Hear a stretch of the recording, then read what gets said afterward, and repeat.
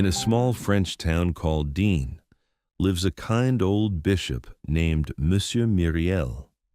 He gave his big house to the local hospital and moved into a tiny one. He gives away most of his money to the poor. He never locks his doors, and he welcomes every stranger like a brother. Some people in the town laugh at him, but most of them love him. One cold October evening, a tired traveler knocks on his door. The man's clothes are dirty, his face is hard, and his eyes are full of anger. Other houses, even the inn and the prison, have already closed their doors to him. But the bishop smiles and says, "Sit down, you must be hungry." He calls the traveler Monsieur, a word of respect. The man cannot believe it. The traveler's name is Jean Valjean. He tells his story at the dinner table. Long ago he was a poor tree cutter who lived with his sister and her 7 children. One cold winter there was no work and no bread. He broke a bakery window and stole 1 loaf. For this small crime, the court sent him to prison for 5 years. He tried to escape 4 times, and each time they added more years to his sentence. 19 years in chains, 19 years of hard labor by the sea. When he finally walked free, he carried a yellow passport that told everyone, "This man is dangerous." No inn would take him, no farmer would give him work. Only the bishop opened his door. In the middle of the night, Jean Valjean cannot sleep. He sees the bishop's silver plates shining in the moonlight. Inside him, 2 voices fight. One says, "Take them and run." The other says, "He was kind to you." The dark voice wins. He puts the silver in his bag, climbs over the garden wall, and disappears into the forest. The next morning, 3 policemen bring him back to the bishop's house. They found him on the road with the silver, and they are sure he stole it. But the bishop smiles and says, "My friend, you forgot the 2 silver candlesticks. I gave them to you too. Why didn't you take them?" The policemen are confused. They let Jean Valjean go free. After the policemen leave, the bishop walks slowly toward Jean Valjean. He puts the candlesticks into his hands and speaks in a low voice. "Do not forget ever that you promised to use this silver to become an honest man." Jean Valjean does not remember promising anything. He stands there, shaking. The bishop continues, "Jean Valjean, my brother, you no longer belong to evil. You belong to good. With this silver, I have bought your soul. I take it from dark thoughts, from anger, from hate. I give it to God." Jean Valjean walks out into the morning light with the candlesticks in his bag and a strange new fire burning inside his chest. Jean Valjean walks for hours without thinking. He sits down on a stone by the road. A small boy of maybe 10 years comes along, singing a song. The boy is playing with some coins, throwing them into the air and catching them. One coin, a silver 40-sou piece, falls and rolls near Jean Valjean's foot. Without thinking, almost like an animal, Jean Valjean steps on the coin. The boy comes closer and asks for it back politely. Jean Valjean stares at him with hard eyes and shouts at him to go away. The frightened boy runs into the hills, crying. Jean Valjean sits still for a long time. Then suddenly, he sees what he has done. Jean Valjean jumps up. He looks at the coin under his foot. He shouts the boy's name into the empty road. "Petit Gervais! Petit Gervais!" But no answer comes back. He runs in every direction. He asks travelers and farmers if they have seen a small boy. No one has. The sun goes down. The road is empty. Jean Valjean falls to his knees at the cold ground. For the first time in 19 years, he cries. Real tears. He sees clearly now. He is still a thief, still a hard man, still lost. The bishop's words come back to him like a bell ringing in the night. He understands that he must choose to stay in darkness or to begin again. The story now moves to Paris some years earlier. A beautiful young woman named Fantine lives there. She is poor, she has no family, but she is full of light and laughter. She works as a seamstress and lives in a small room with 3 friends. Fantine falls in love with a rich student named Tholomyès. He is handsome, clever, and cold inside. He plays with her heart like a toy. For a few seasons, Fantine believes she is truly loved. She and the student have a baby girl. Fantine names her Cosette. She thinks her happiness will last forever, but the student is only playing a game. One summer day, Tholomyès and his 3 friends take Fantine and her 3 friends out for a day in the country. They eat, drink, and laugh from morning until evening. At the end of the day, the 4 young men say they have a surprise for the women. They leave the restaurant and promise to return soon. Hours pass. Finally, a waiter brings a letter. The young men have left for good. The letter is full of cruel jokes and cold goodbyes. The 4 women read it together and try to laugh, but Fantine cannot. She has a baby at home, and now the baby has no father. Her bright world becomes dark in one moment. Fantine cannot stay in Paris. Without the student's money, she cannot pay her rent or feed Cosette. She decides to return to her hometown, Montreuil-sur-Mer, where people might give her work. She walks for many days with little Cosette in her arms. The child is 2 or 3 years old with golden hair and big eyes. On the road, Fantine passes through a village called Montfermeil. She stops at a small inn to rest. In front of the inn, 2 little girls are playing happily on a swing. Their mother, a heavy woman with hard eyes, watches them. Her name is Madame Thénardier.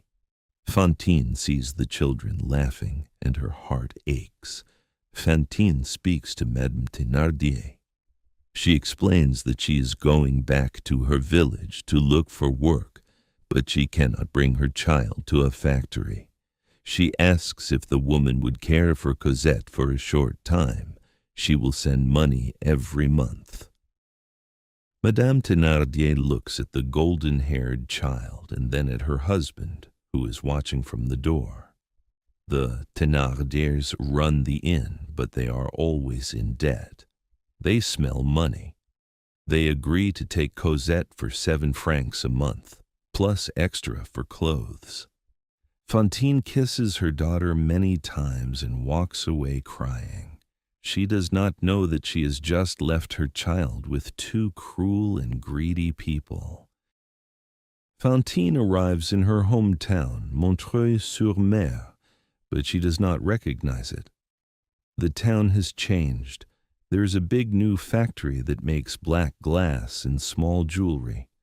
The streets are clean, the people have work, and even the poorest families have bread at the table. Everyone speaks about a kind man called Father Madeleine, who came from nowhere a few years ago. He invented a better way to make the black glass and built the factory. He gives jobs to anyone who needs one, and he asks only one thing, that the workers be honest. Fantine hears about him and feels hope.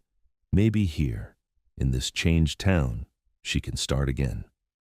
Fantine goes to the factory and gets a job in the women's workshop. The work is simple and the pay is enough. She rents a small room and begins to send money every month to the Thénardier for Cosette. She tells no one about her child. In those days, an unmarried mother was treated like a criminal. Fantine writes letters to Montfermeil and reads the answers with shaking hands. The Thénardier always say the same thing. Cosette is well, but she needs new clothes, new shoes, medicine. The price grows every month. Fantine works longer hours, sleeps less, and eats less, but she is happy. She believes her daughter is safe and loved. The man called Father Madeleine is, of course, Jean Valjean. After the night with Petit Gervais, he changed his name and disappeared. He came to this poor town, helped 2 children in a fire, and the people accepted him without asking questions. With the bishop's silver, he started a tiny workshop. His invention made the whole region rich. He never married. He lives in a simple house, eats plain food, and gives most of his money to the poor and the sick. The town loves him so much that they made him their mayor. He refused twice, but in the end, he agreed. Now he is the most powerful man in the region, and he carries a great secret. In the same town lives a police inspector named Javert. He is tall, thin, and serious. He never smiles.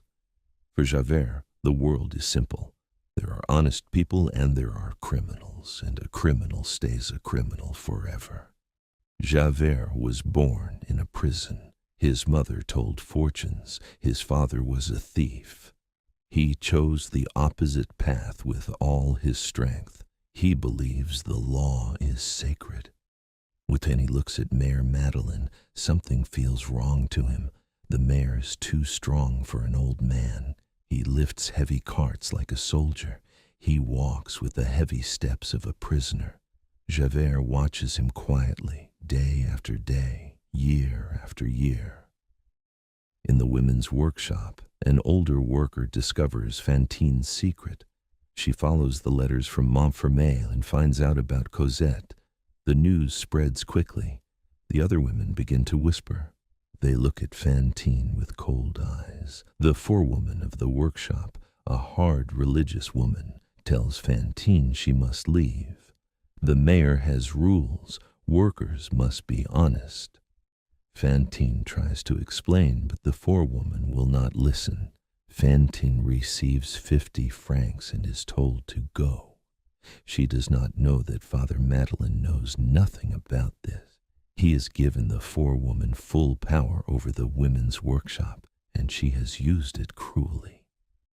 Fantine walks out into the cold street with no job and no future. Winter comes. Fantine has no work. She tries to sew at home, but her fingers freeze and her eyes get tired. The Thénardier keep asking for more money. They write that Cosette is sick and needs a warm woolen skirt. They ask for 10 francs. Fantine has no 10 francs. She walks to a barber's shop and looks at her own face in the mirror, her thick golden hair, her bright smile. The barber offers her 10 francs for her hair. She closes her eyes. When she walks out, her head is covered with a small cap. She sends the 10 francs to Montfermeil. But the Thénardier do not buy a skirt for Cosette. They give the skirt to their own daughter. Months pass. The Thénardier write again. This time they say Cosette has a dangerous fever and will die without medicine. They ask for 40 francs. Fantine cries all night. She has nothing left to sell. The next day, a tooth puller comes to the town square. He shouts that he will pay good money for healthy front teeth. Fantine stands in the crowd. She thinks of Cosette. That night, she goes to him in secret. He gives her 2 gold coins, 40 francs, and pulls out her 2 front teeth. When she comes home, blood on her face, she looks at her reflection and laughs a strange, broken laugh. "I have saved my child," she says. The Thénardier do nothing for Cosette. The child was never sick. Fantine cannot smile anymore. She cannot speak clearly. Her hair is short. Her teeth are gone. Her dress is torn. No one will give her work. She sews shirts for the soldiers in the town for a few cents a day. The work breaks her hands and her eyes. She begins to cough. A red spot appears on her cheek. The Thénardier send another letter. 100 francs at once, or Cosette will be put on the street. Fantine reads the letter and laughs that terrible laugh again. She has nothing. She has already sold everything. Almost everything. That night she walks out into the dark streets where women like her, with no name, no home, no hope, sell the last thing they have left. A few months later, on a cold January night, Fantine stands shivering near a cafe. She is now what people call a fallen woman. A rich young gentleman comes out of the cafe, laughing with his friends. He sees Fantine and decides to play a joke. He picks up a handful of snow from the street and pushes it down her bare back. The cold snow burns her skin. Fantine screams and turns like a wild animal. She jumps on the man, scratches his face, and shouts every angry word she knows. A crowd gathers. The young man laughs. Then a tall shadow steps out of the dark. Inspector Javert has been watching. He grabs Fantine by the arm. Javert drags Fantine to the police station. He does not listen to her cries. For him, the case is simple. A woman of the streets has attacked a respectable gentleman. He sits down to write the report. The punishment is 6 months in prison. Fantine falls to her knees. She begs him.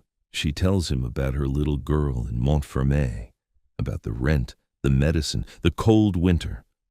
Without her, the child will starve. Javert does not look up. He says only, "You should have thought of that before." He prepares to send her away. At that moment, the door opens. A quiet voice says, "One moment, please." Fantine raises her swollen eyes. Mayor Madeleine has walked into the room. Mayor Madeleine has heard about the case. He looks at Fantine, then at Javert, and says quietly, "This woman must be set free." Javert cannot believe his ears. He explains the crime. A woman of the streets attacked a gentleman in front of witnesses. The mayor listens, then speaks again. He saw the whole thing from the window of the cafe across the street. The gentleman started the fight, not the woman. Javert is shocked. He insists that the law is the law, but the mayor stands firm. As mayor, he has the power to release her. Fantine looks up with wide, wet eyes. She cannot understand. A rich and powerful man is defending her, a poor woman that everyone has thrown away. Fantine is so weak that she falls down in the street outside the police station. Mayor Madeleine carries her himself to the town hospital. The doctor examines her and shakes his head. Fantine has a serious lung disease. She does not have many months to live. When she wakes up in a clean white bed, the mayor is sitting beside her. She tells him her whole story, Cosette, the Thénardiers, the letters, the money. Madeleine listens without speaking. Then he takes her hand and makes a promise. "I will pay all your debts. I will bring your daughter to you. You will see her again." For the first time in years, Fantine smiles a real smile. The mayor writes a letter to the Thénardiers. He sends 300 francs and asks them to bring Cosette to her mother at once. The Thénardier read the letter and smell more money. They write back, "Cosette has small debts in the village. They need 500 francs more before they can let her go." Madeleine sends the money without a word. They write again. There are some old expenses, some doctor bills, some shoes. They want 1,000 francs. Each time, the mayor pays. Each time, the Thénardier find a new reason to keep the child.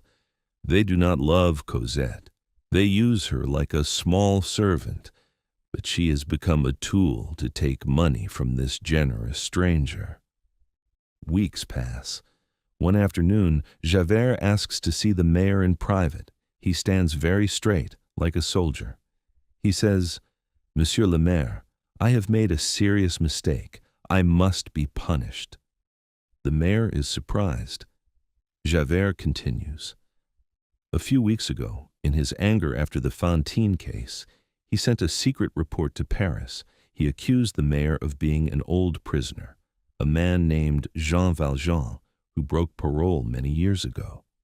He was sure of it. But yesterday, Paris answered him. The real Jean Valjean has been caught. He is now in prison in another town waiting for trial.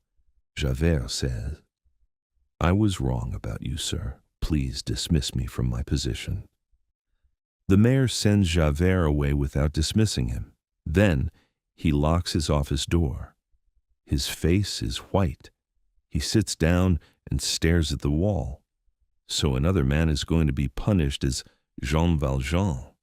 An innocent man will go to prison for life, perhaps to the galleys, perhaps to die in chains, while the real Jean Valjean lives free as a rich and respected mayor. Inside him, a terrible storm begins. One voice says, "Stay silent. You have done so much good. The factory, the poor, the sick, Fantine, Cosette, all of them need you." Another voice says, "An innocent man is suffering. You must speak."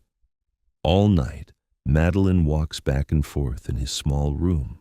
He burns the bishop's old letters in the fire. He takes out the silver candlesticks and looks at them for a long time. He prepares to leave the town forever. Then he changes his mind. He sits down, he stands up, he prays, he cries, he laughs in a strange, broken way. Two men live inside him, the bishop's son and the old prisoner. They fight all night. By morning his hair has grown grayer. His decision is made. He cannot let an innocent man take his place. Whatever it costs, he must go to the trial in Arras and tell the truth. He will save the stranger and lose himself. The next morning, the mayor orders a horse and a small carriage. He travels alone.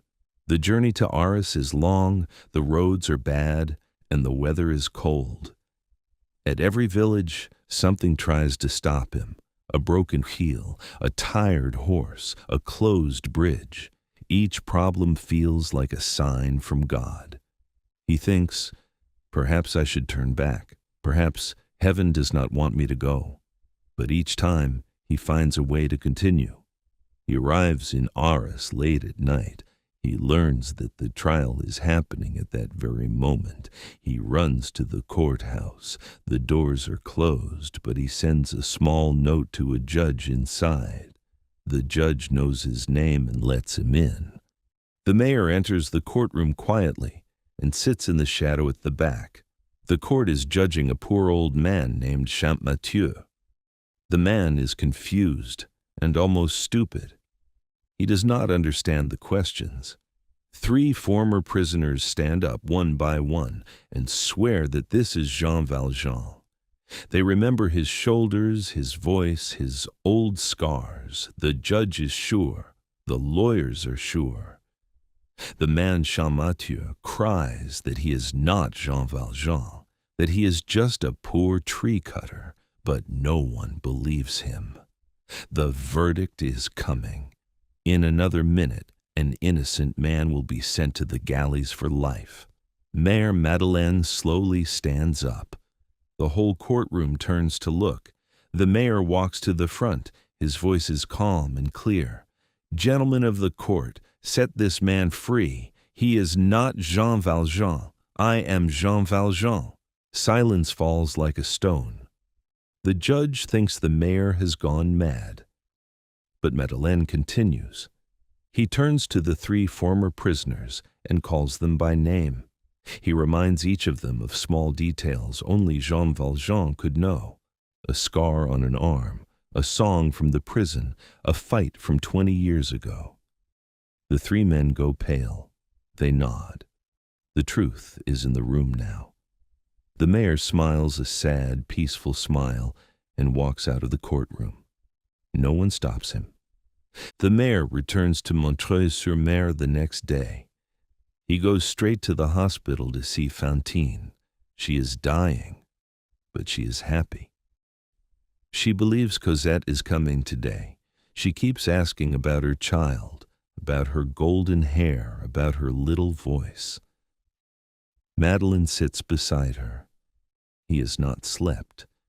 His clothes are dusty from the road. He holds her thin hand and tries to smile.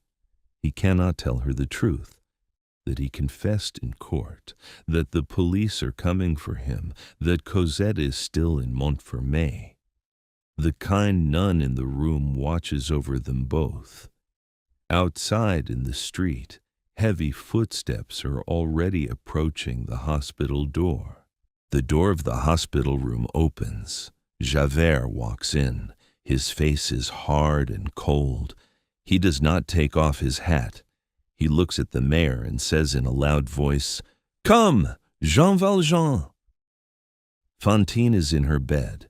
She hears the name. She does not understand. She turns her head and looks at the mayor with big eyes. She thinks Javert has come for her to send her back to prison. She begs the mayor to save her. She cries, "Monsieur le Maire, help me."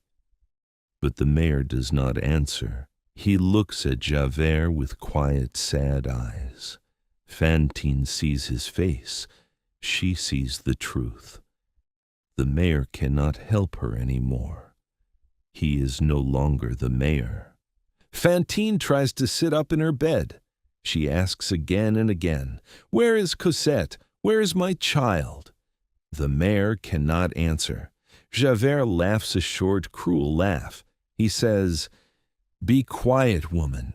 There is no Cosette here. This man is a thief. He is a prisoner from the galleys."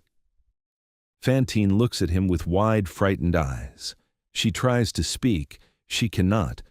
Her hand reaches into the air, looking for her daughter. Then she falls back on the pillow. Her head turns to one side. Her eyes stay open, but they see nothing. The kind nun comes quickly and closes Fantine's eyes. Fantine is dead. The mayor stands very still. Then he turns to Javert with terrible eyes. The mayor walks slowly to Fantine's bed. He bends down. He whispers something into her ear that no one else can hear. Then he kisses her cold hand. Javert watches without moving. He's a little afraid, but he does not show it. The mayor stands up. He says calmly, "I am yours now." Javert takes him to the town prison. The news flies through the town like a cold wind. Father Madeleine is Jean Valjean. Father Madeleine is a prisoner. People cry in the streets. The poor lose their best friend. The factory will close. The hospital will lose its money. But Jean Valjean thinks only of one thing: the small girl in Montfermeil who is now alone in the world. That night, in his prison cell, Jean Valjean does something only he can do. He has the strength of 3 men. He bends an iron bar in the high window. He climbs out into the dark. He drops down into the street. The next morning, the town wakes up to find his cell empty. Javert is angry, but not surprised. He sends men in every direction. Jean Valjean goes back to his house first. He takes some money he has hidden. Money for the poor, money for one small girl. Then he disappears. Javert follows every trail, asks every traveler, watches every road. He does not catch him. For now, Jean Valjean is free again. But he is not the mayor anymore. He is a hunted man. The story now jumps ahead a few months. In a southern French port, a big warship called the Orion is in trouble. A sailor is high on the ropes fixing a sail. Suddenly he slips. He hangs in the air, holding one rope with his hands. The crowd on the shore screams. No one can save him in time. Then a prisoner from the ship steps forward. He is wearing the red shirt and chains of the galleys. He climbs the ropes faster than anyone has ever seen. He reaches the sailor and saves his life. The crowd cheers. As he climbs back down, the prisoner slips. He falls into the dark sea. The ship's officers send boats. They search for hours. The body is never found. Far away is the village of Montfermeil. Little Cosette is now 8 years old. The Thénardier do not love her. They use her like a small servant. She sweeps the floors. She washes the dishes. She carries heavy buckets. She sleeps under the kitchen stairs on a thin straw bed. Her clothes are full of holes. Her thin arms are always cold. The Thénardiers own 2 daughters, Éponine and Azelma, wear nice dresses and play with dolls. They laugh at Cosette and call her the Lark. Madame Thénardier hits her for any small reason. Monsieur Thénardier shouts at her with hard eyes. Cosette cries quietly. She has no friends. She does not remember her mother's face anymore. It is Christmas Eve. The inn is full of travelers. The fires are bright. People are eating, drinking, and laughing. Cosette sits in a corner, knitting wool stockings. The 2 Thénardier girls play with a beautiful new doll. They will not let Cosette touch it. Madame Thénardier looks at the water bucket in the kitchen. It is empty. She turns to Cosette with hard eyes. Go to the spring in the forest. Bring water, now. Cosette is afraid. The forest is dark. The night is cold. There are wolves in the trees, people say. But she cannot say no. She takes the empty bucket. It is almost as big as she is. She walks out into the snow alone. The forest is full of strange sounds. The wind moves the trees. The snow falls in soft, silent flakes. Cosette is so frightened that she does not feel the cold. She runs to the spring. She fills the bucket with icy water. The bucket is too heavy. She can hardly lift it. She drags it through the snow with both hands. Every few steps she stops to rest. She is shaking. Her small hands are red and frozen.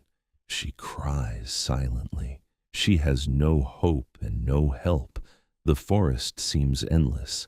Then, suddenly, the bucket becomes light, so light that it almost rises by itself. Cosette looks up. A tall man is standing beside her in the dark. He's holding the bucket. Cosette is too tired to be afraid. The man asks her, "Whose child are you?" She says she belongs to the Thénardiers at the inn. The man's eyes change for a moment. He carries the heavy bucket with one hand. With the other hand, he holds Cosette's small, cold fingers. They walk together through the snow. He asks her gentle questions. He asks her name. He asks if she is hungry. She speaks slowly, in a small voice, like someone who's not used to kind words. The man buys her a beautiful doll from a shop window on the way. The doll has a pink dress and golden hair. Cosette holds it like a treasure.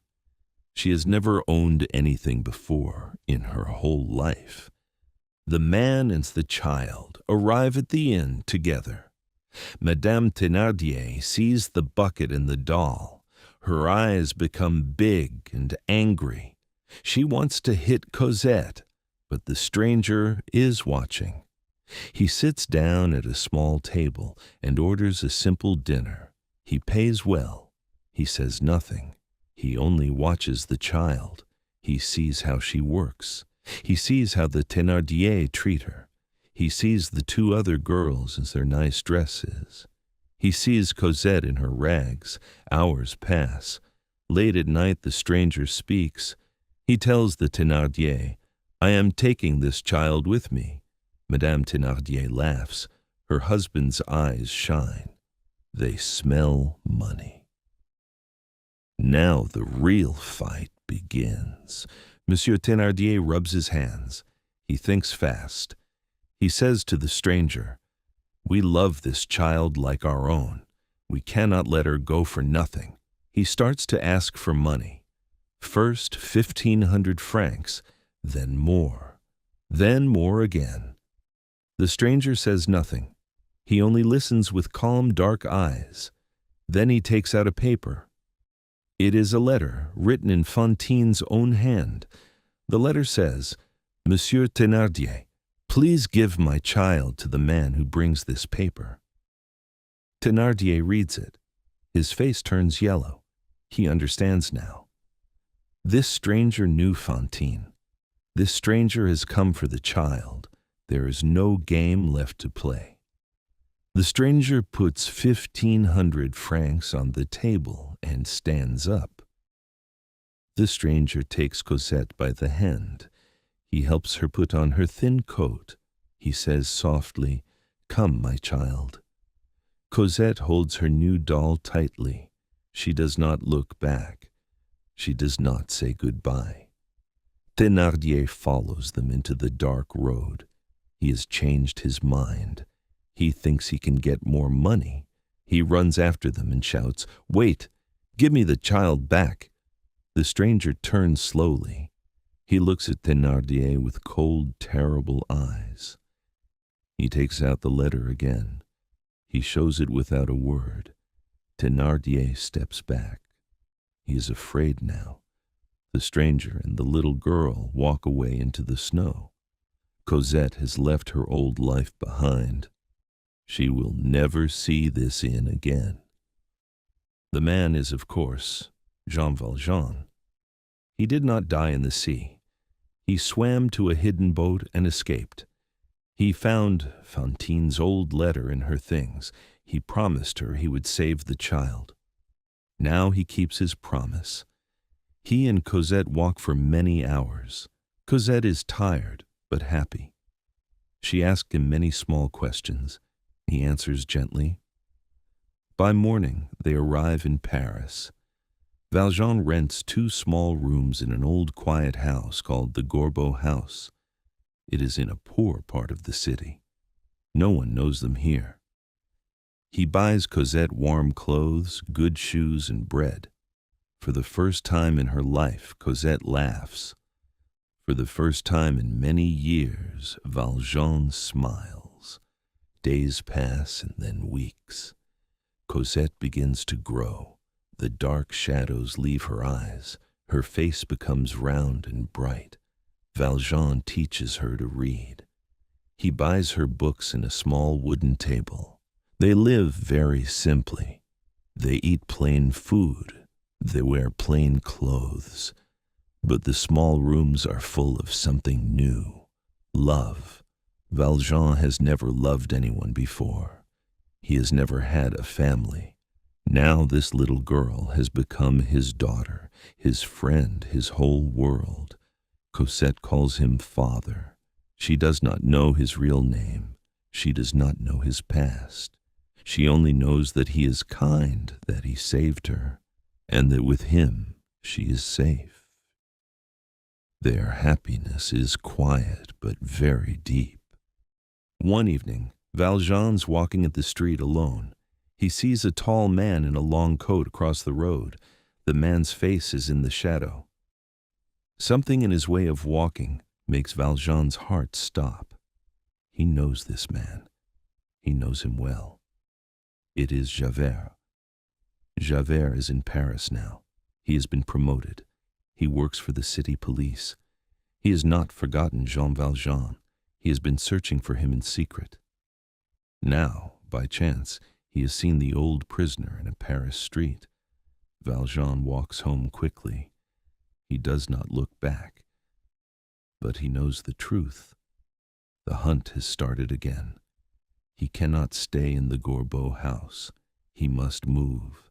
He must hide Cosette. The next night, Valjean takes Cosette by the hand. They leave the Gorbeau house quietly. They walk through the dark streets of Paris. Soon, Valjean hears footsteps behind them. He stops. The footsteps stop. He walks again. The footsteps follow.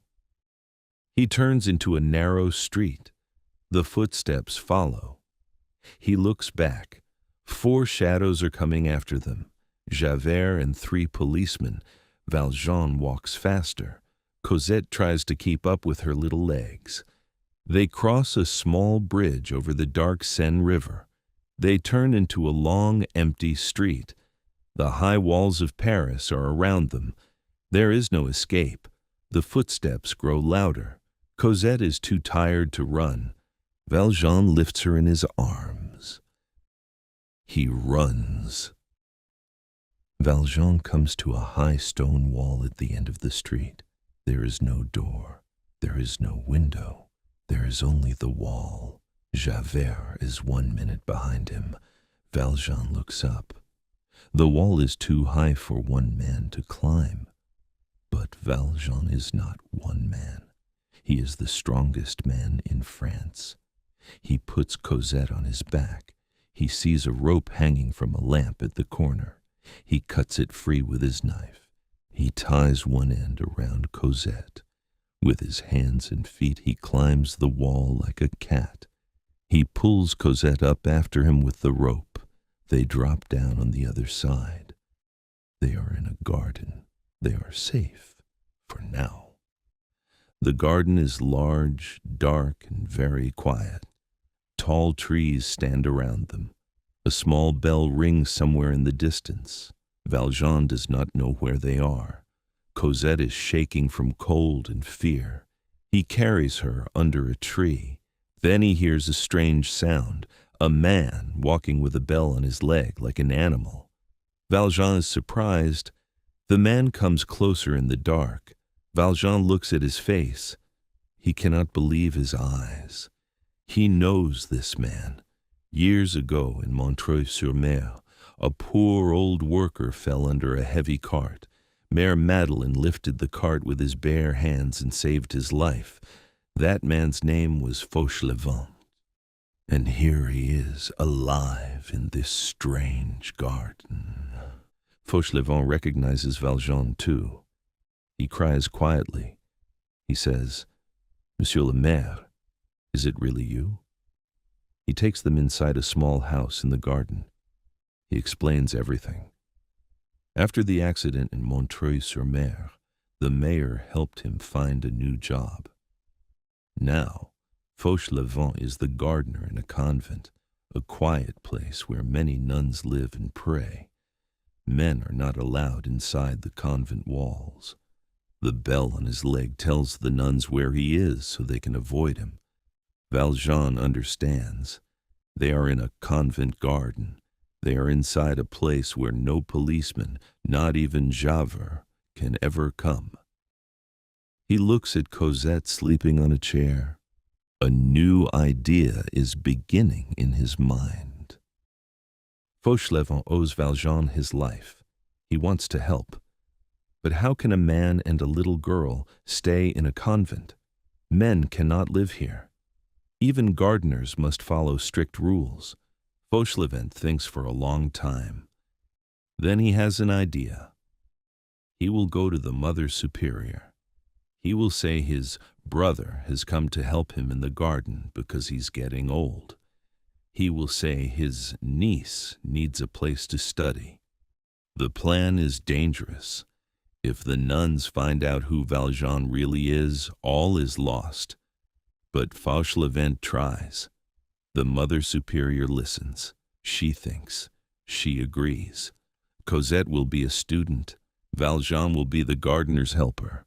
The high walls will keep them safe. Valjean and Cosette begin their new life in the convent. The walls are high and old. The garden is full of fruit trees. The air is quiet. Every morning and every evening the nuns sing in the chapel. Their voices are soft and slow. Cosette wears the simple gray dress of the school.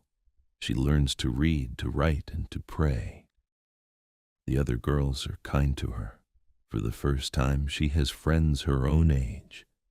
Valjean wears the rough clothes of a gardener. He works with old Fauchelevent. He digs the earth. He plants flowers. He waters the trees. No one in the convent knows his real name. To everyone here, he is just Ultime Fauchelevent, the gardener's brother. For Valjean, the convent is a strange and beautiful place. He thinks about its meaning. Out in the world, men live in big houses, but their hearts are like prisons. Here, the nuns live in small rooms, but their hearts are free. They have given up everything, family, money, the open sky, to pray for the world. Valjean was once a prisoner. He wore chains. He slept on stone. He understands suffering. But the suffering of the nuns is different. It is chosen. It is offered as a gift. He cannot fully understand it, but he respects it deeply. He thinks, these quiet women who suffer for strangers they will never meet are perhaps the secret heart of the world. The years pass slowly and gently. Cosette grows from a thin, frightened child into a healthy young girl.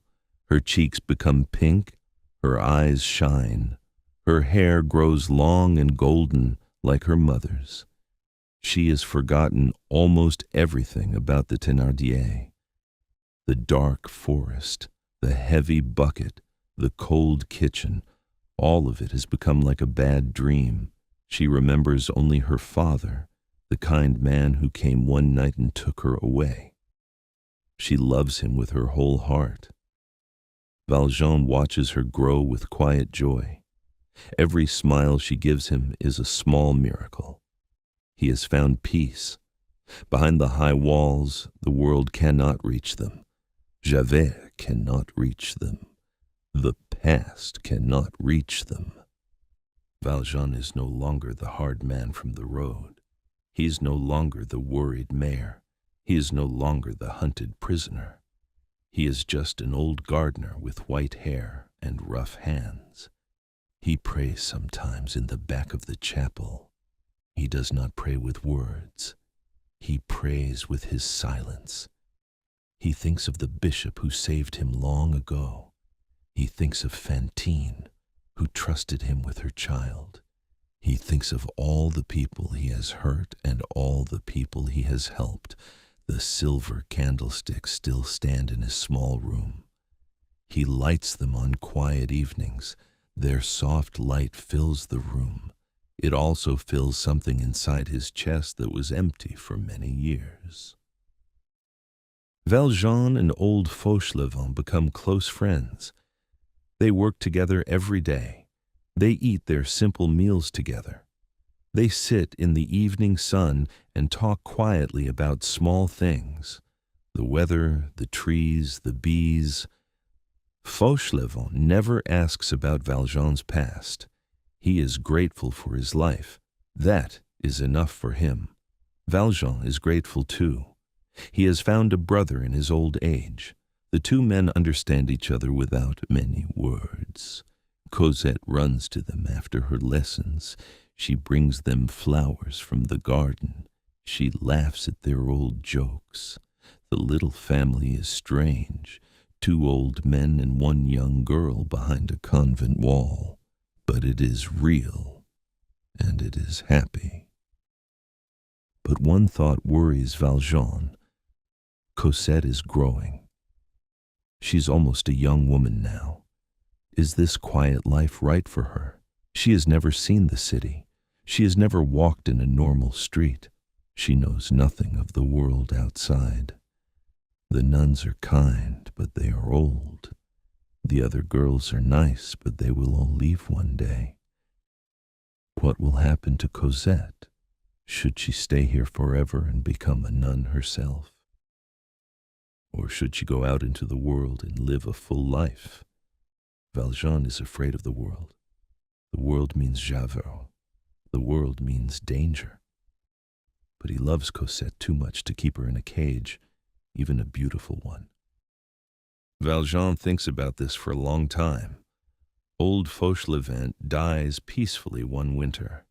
After his funeral, Valjean makes his decision. He goes to the Mother Superior. He tells her with a sad smile that he is getting old. He cannot work in the garden much longer. He must leave the convent and find a quiet place to spend his last years. He will take his niece Cosette with him.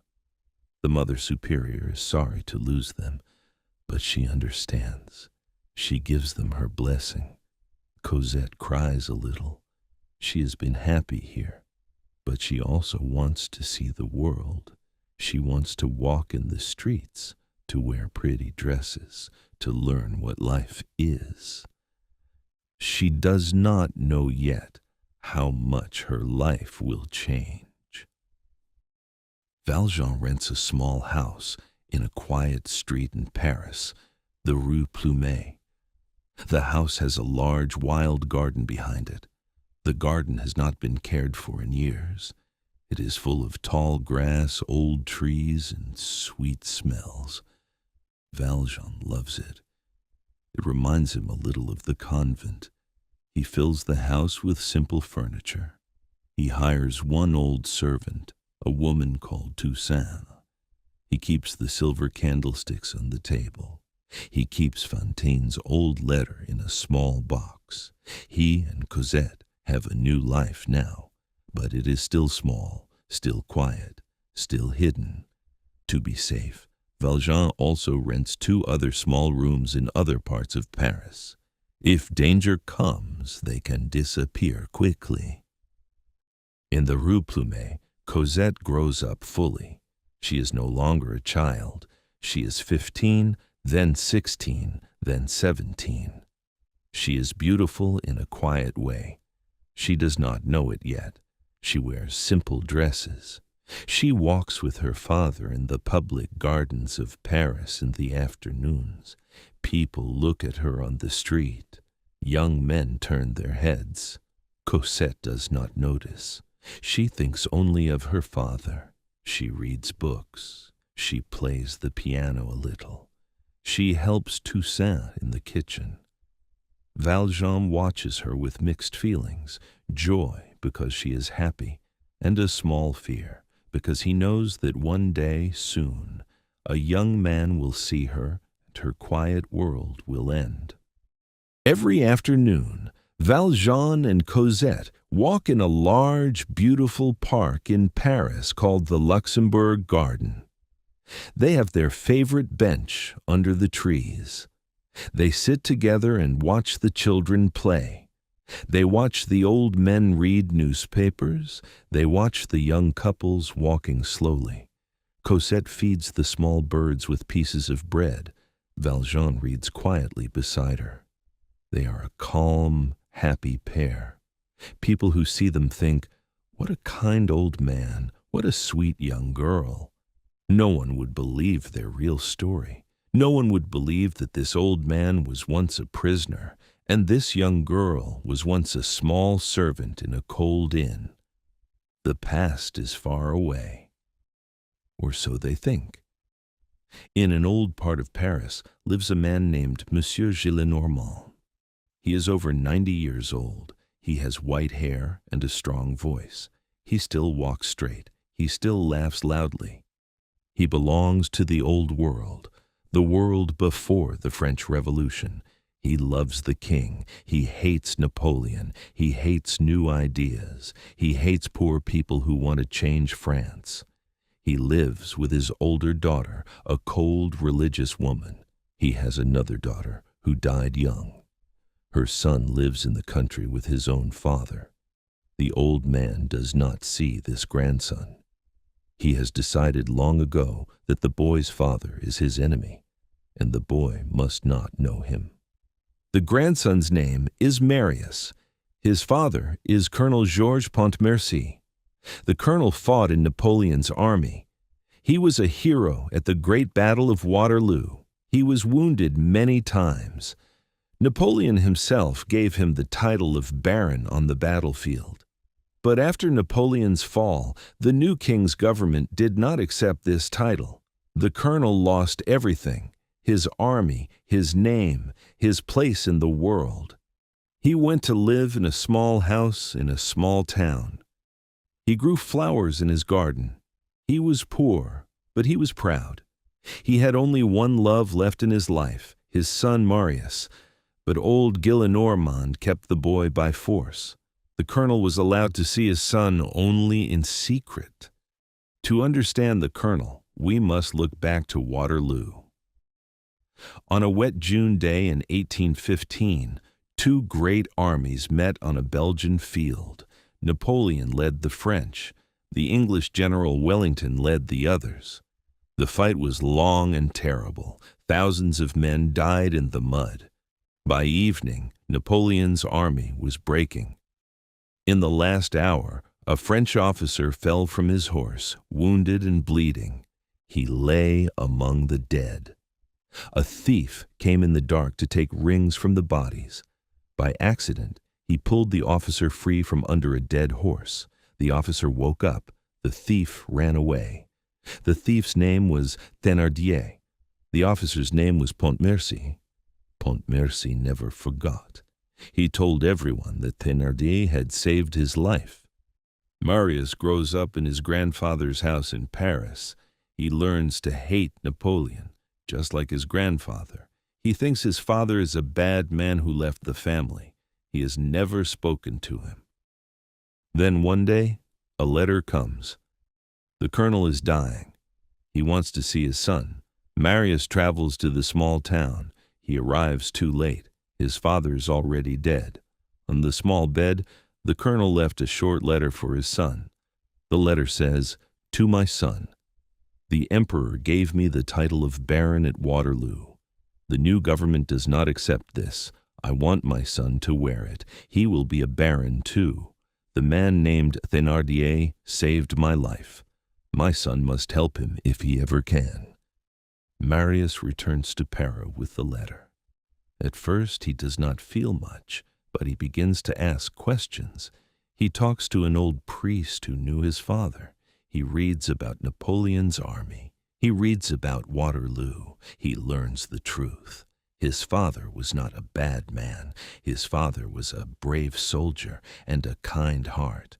His father loved him from far away. His father came to Paris many times in secret, just to see him for one moment in a church. Marius cries when he hears this. He feels he has been blind for many years. Now everything changes. He begins to love the father he never knew. He begins to love Napoleon. He begins to hate his grandfather's old ideas. One evening at dinner, old Gillenormand says something cruel about Napoleon and about Marius's father. Marius cannot stay quiet anymore. He stands up. He says, "My father was a great man. He served his country. Long live the emperor." The old man's face turns red. He shouts at his grandson. He calls him a fool, a traitor, a bad son. He raises his hand. Marius does not move. He takes his hat and his coat. He walks out of the house. He does not say goodbye. He never comes back. The old grandfather sits down slowly. His hand is shaking. He has just lost his only grandson, but he is too proud to call him back. He sends Marius a small amount of money every month, but no letter, no word. Marius is now alone in Paris. He is 20 years old.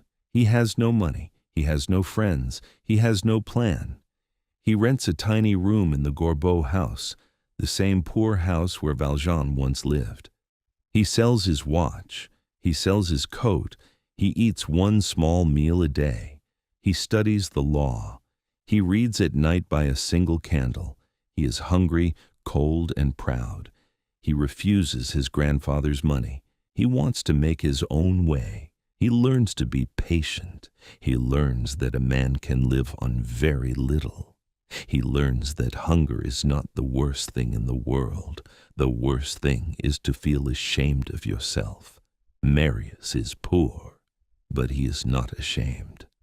Marius slowly makes friends. He meets a group of young students. They call themselves the Friends of the ABC. It is a small joke. In French, the letters ABC sound like the word for the poor people. The young men believe in a new France, a republic, with no king, no rich masters, justice for all. Their leader is Enjolras. He is young, handsome, and serious like a saint. There is also Combeferre, who loves science. There is Courfeyrac, who is full of laughter. There is Grantaire, who drinks too much wine but loves Enjolras like a brother. They meet in a small cafe and talk about books, history, freedom, and revolution. Marius listens. He does not fully agree, but he likes them. Marius starts to walk in the Luxembourg garden in the afternoons. He likes the trees. He likes to think. He often sees the same two people on the same bench, an old man with white hair and a young girl beside him. The first time he sees them, he does not really notice the girl. She seems quiet and plain. Months pass. He sees them again and again. Slowly, his eyes begin to change. The girl is no longer plain. She has grown more beautiful every week. Her eyes are deep. Her smile is soft. One afternoon, by chance, she looks up. Her eyes meet his eyes, just for 1 second. Marius feels something strike his heart like lightning. He walks home in a kind of dream. After that day, Marius cannot think of anything else. Who is she? What is her name? Where does she live? He goes to the Luxembourg every day. He waits for hours. When she comes, he watches her without speaking. He is too shy to come close. The old father watches him with hard eyes. He understands what is happening. He does not like it. One afternoon, Marius is brave enough to follow them home. He learns the street. He learns the house. He stands outside for hours looking at the windows. He writes her name in his notebook, even though he does not know it. He calls her Ursule, a name he invented. He is sick with love. He has lost his peace. He is happy and miserable at the same time. Valjean is not blind. He sees the young man with the burning eyes. He sees how the stranger looks at Cosette. He sees how Cosette's cheeks have started to turn pink in the garden. Valjean's heart fills with a cold fear. He loves Cosette more than his own life. He is afraid of losing her. He is afraid of the world that is now coming for her. So one day, without warning, he stops going to the Luxembourg garden. He and Cosette walk in different parks now. He changes their daily times. He even moves to one of his other small rooms for a few weeks. Cosette does not understand. She is sad, but she trusts her father. She does not know yet what her own heart is feeling. Marius goes to the Luxembourg every day, but the bench is empty. He waits for hours. He waits for days. He waits for weeks. They never come back. He goes to the house in the street he had followed. The windows are dark. The house is empty. He has lost her. He does not even know her name. He walks through Paris like a ghost. He does not eat. He does not sleep. He cannot study. His friends ask him what is wrong. He cannot answer. His heart is broken, and he does not know how to fix it. Months pass. The pain grows quieter, but it does not go away. He carries her face inside him like a small candle that he cannot let go out. Marius is back in his tiny room in the Gorbeau house. In the room next to his lives a poor family.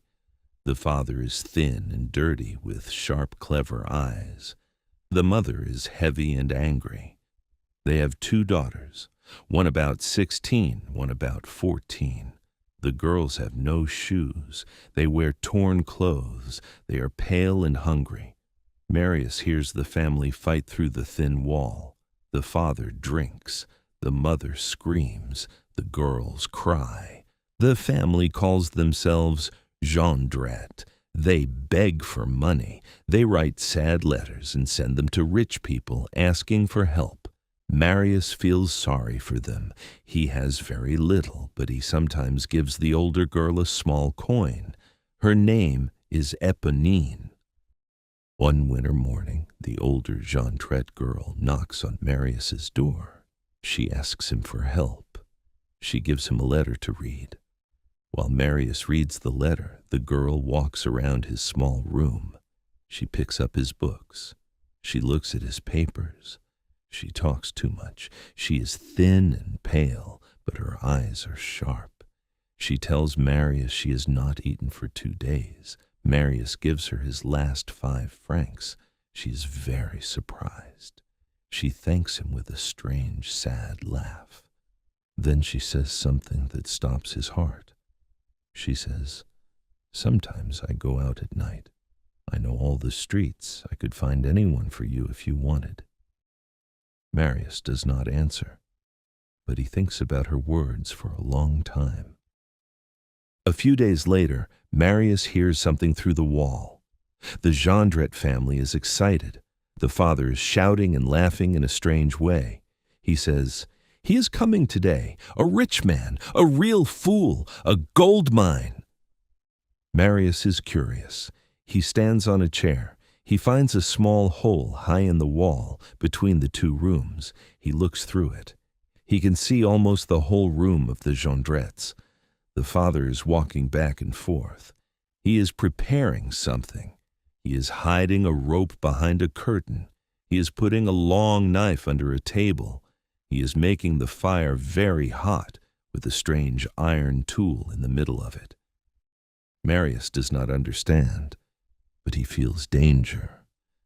In the evening, there is a soft knock on the Jondrettes' door. An old man comes in with a young girl. They have brought blankets and money to help the poor family. The old man has white hair. He is calm and kind. The young girl is beautiful, with bright eyes and a soft voice. Marius, watching through the hole, almost falls off the chair. It is them. It is her. The girl from the Luxembourg garden, the girl he has searched for in every street of Paris. And the father, the kind old father. They have walked into this room, and now they are smiling at the very people who are setting a trap for them. Marius's heart is beating like a drum. The old man gives the Jondrettes some money. He says he will return that evening with more. He and the young lady leave. As soon as the door closes, Jondrette's face changes. His eyes are wild. He says to his wife, "I know him. I'm sure of it. It is the man from the inn at Montfermeil. 20 years ago, he took the child. He owes me everything." Marius listens, frozen. He hears the word Thénardier. He hears it again. Slowly, Marius understands. His neighbor, this dirty thief, is Thénardier, the same Thénardier his dying father wrote about, the man his father wanted him to help and protect. Marius does not know what to do. His head is full of storm. Marius hears Thénardier's plan. He has called other criminals, strong, dangerous men, to come at sunset. When the old man returns alone, they will catch him. They will tie him to a chair. They will use the hot iron to make him talk. They will force him to write a letter and ask for a lot of money. Then they will kill him. Marius is in terrible pain. He must save the old man. He must save the girl's father. But how? If he goes to the police will arrest Thénardier, the man his own father told him to protect. He cannot break his promise to his father, or can he? In the end, the young lady's safety is more important. He runs to the police station. At the police station, Marius asks to see the chief inspector. A tall, hard-faced man steps out of an office. He is calm and cold. He listens to Marius's story without changing his face. Then he says, "Good. Go back to your room. Do not let them see you. When the trap is set, I will know. Stand by your wall. When you hear danger, fire this pistol into the air. We will come at once." He gives Marius 2 small pistols. Marius does not know the inspector's name. We know it. The inspector is Javert. Javert has been hunting these criminals for a long time. Tonight, he will catch them all. And, although he does not know it yet, he will also be one step closer to Jean Valjean. Marius runs back home. He waits in his dark room. He looks through the hole in the wall. The Jondrettes are ready. 6 other men are hiding behind a curtain, strong, ugly men with scars and knives. The fire is burning hot. The iron tool is glowing red. Marius is shaking. He holds the pistol in his hand. At the right moment, the door opens. The kind old man walks in. He is alone, as Thénardier hoped. He does not see the men behind the curtain. He does not see the rope, or the knife, or the iron. He smiles and offers more money. Then Thénardier's voice changes. He shouts, "Do you know me?" The old man looks up. Marius holds his breath. The old man looks at Thénardier with calm eyes. He says, "No, sir, I do not know you." Thénardier laughs a wild laugh. He shouts, "My name is Thénardier, the inn at Montfermeil. Do you remember now?" The old man's face does not change, but his hand moves slowly toward his coat. Suddenly, the 6 men jump out from behind the curtain. They hold him. They tie him to a chair with strong ropes. The old man does not shout. He does not beg. He sits very still. His eyes are quiet, like deep water. Thénardier pushes his face close. "You took the child. You owe me. Write a letter to your daughter. Tell her to bring 200,000 francs, or we will burn you alive." Thénardier shows the red-hot iron from the fire. He waves it close to the old man's face. The old man does not move. Then, with a calm voice, the old man says, "You are fools." He looks at the iron. Then, slowly, he reaches with his tied hands and picks up the burning iron himself. He presses it against his own arm. The skin smokes. The room fills with a terrible smell. The old man's face does not change. He drops the iron on the floor. The criminals step back afraid. Even Thénardier is shocked. The old man says, "Do what you want with me. I am not afraid of you." Marius watches through the hole. His hand is on the pistol, but he cannot fire yet. Marius is in terrible pain. He must save the old man. But if he fires, the police will arrest Thénardier, the man his dying father told him to protect. He looks at the wall in front of him. He sees an old paper there, with words in his father's handwriting. "My son must help Thénardier if he ever can." Marius reads the words again and again. He cannot break this promise, but he cannot let an innocent man die. He stands frozen. Then he has an idea. He takes a small piece of paper.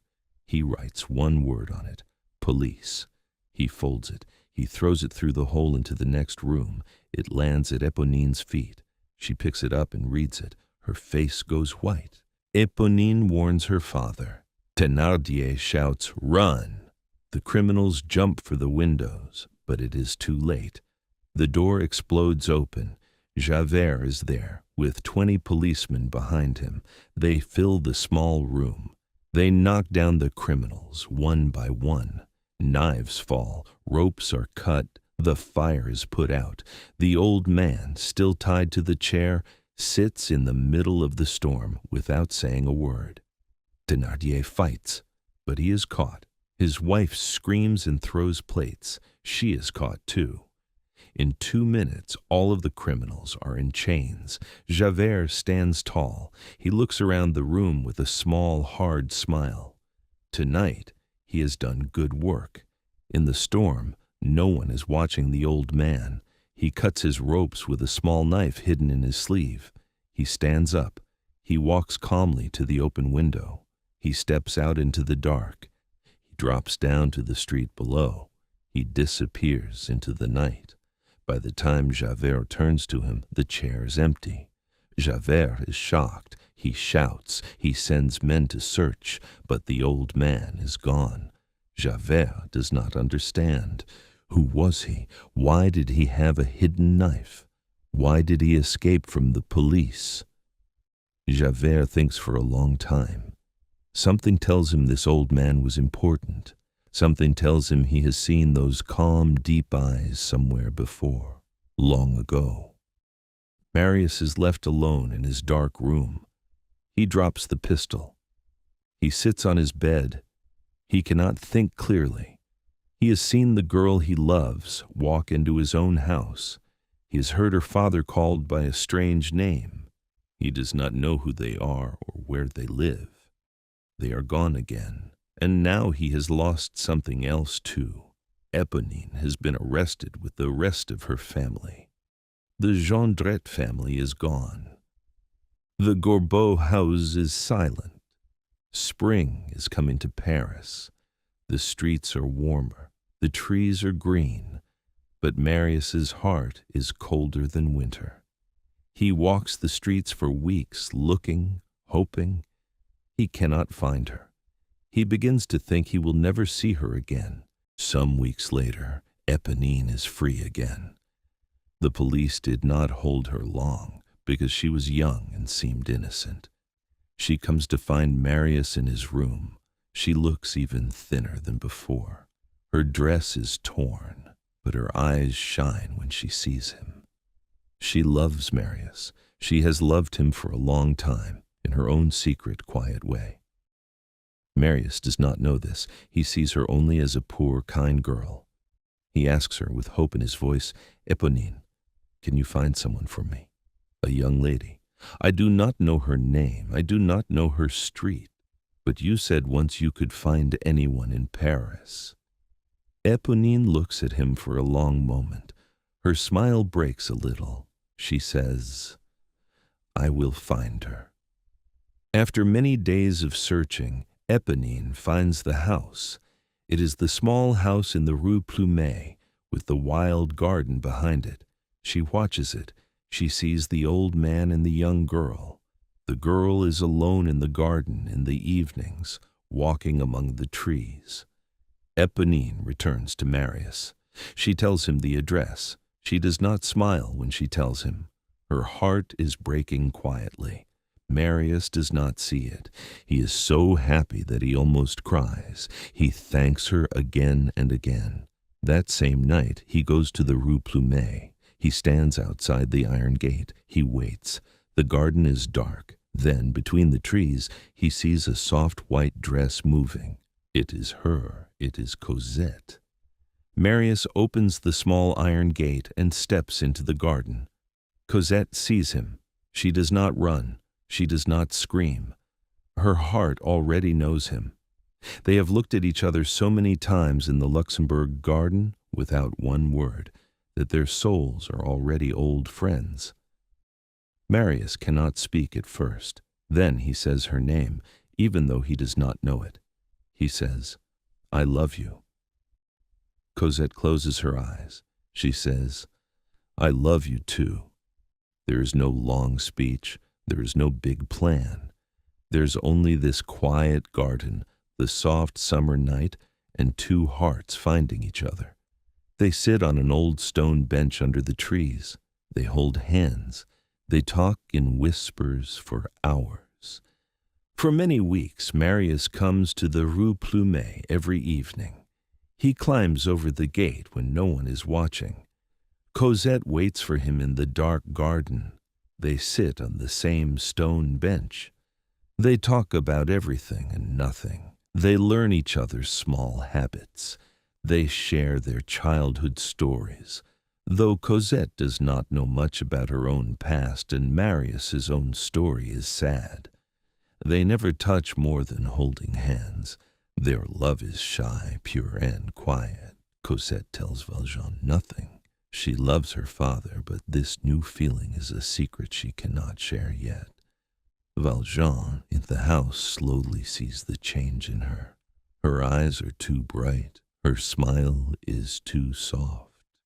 The old fear in his heart grows again. The year's 1832. Paris is hot and tired. The poor people have no work and no bread. The rich live well, but they are nervous. In the streets, men whisper about a new revolution. The old king is gone. A new king sits on the throne, but many people do not want him. They want a republic, a country without a king. In the cafes, young students argue all night. In the factories, workers stop working. In the small streets, children sing songs against the king. The police are everywhere. Soldiers march through the squares. Something is coming. Everyone can feel it. The city is like a dry forest in summer. One small fire could burn it all. In a small upstairs room at the Café Moussin, the friends of the ABC are working.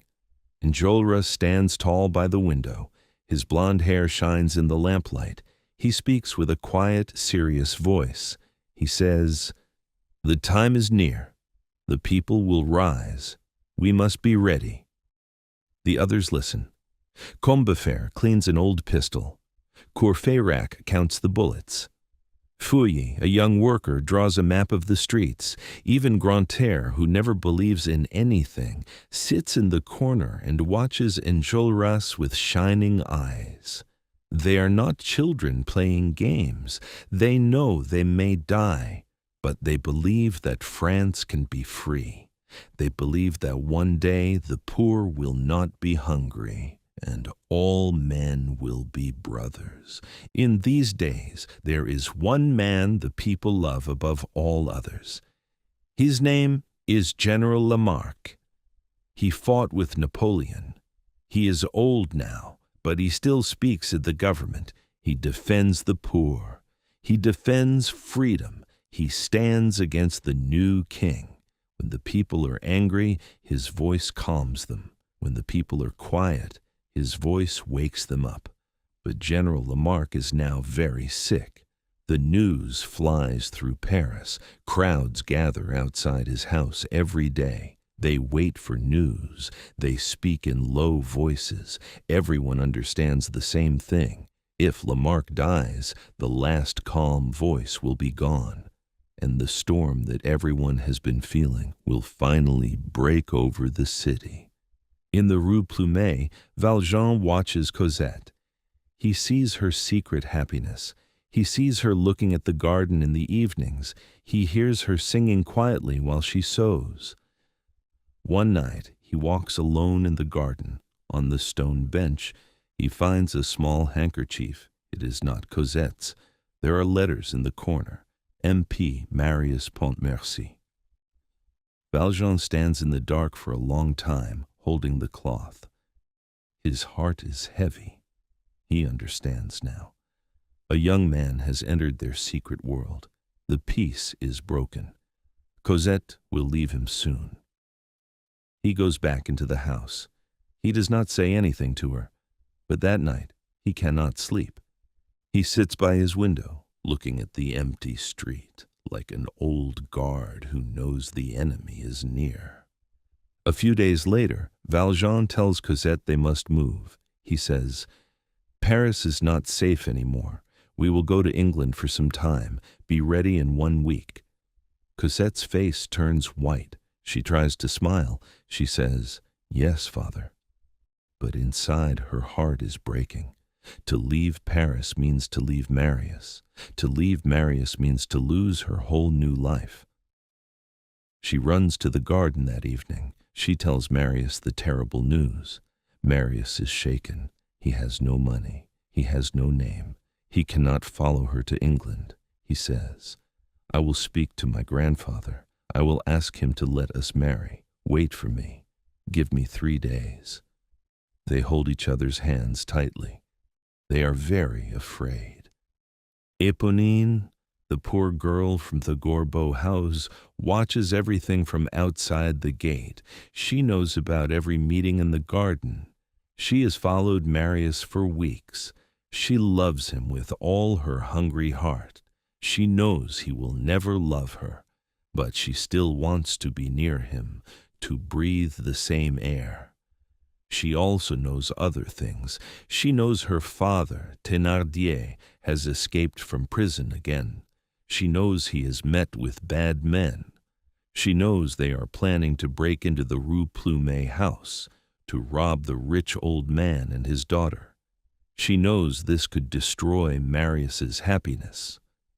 So one night, when the thieves come, she stands alone in front of the 8. She frightens them with one wild scream. They run away. Marius goes to his grandfather's house. He has not seen the old man for years. He kneels and asks for help. He asks for permission to marry. The old grandfather, deep inside, is full of joy to see his grandson again, but his pride is too big. He says cruel words. He laughs at Marius. He says, "Make her your mistress, not your wife." Marius's face turns to stone. He stands up. He walks out of the house forever. He returns to the Rue Plumet. The house is empty. Cosette is gone. Valjean has already taken her to one of his other secret rooms. There is no note, no goodbye. Marius stands in the empty garden and feels his whole world fall apart. He has nothing left. He does not want to live anymore. The next morning, the news spreads across Paris like a fire. General Lamarque is dead. The funeral will be in 2 days. The people will follow his coffin through the streets. Everyone understands this will not be only a funeral. This will be the beginning. The friends of the ABC are ready.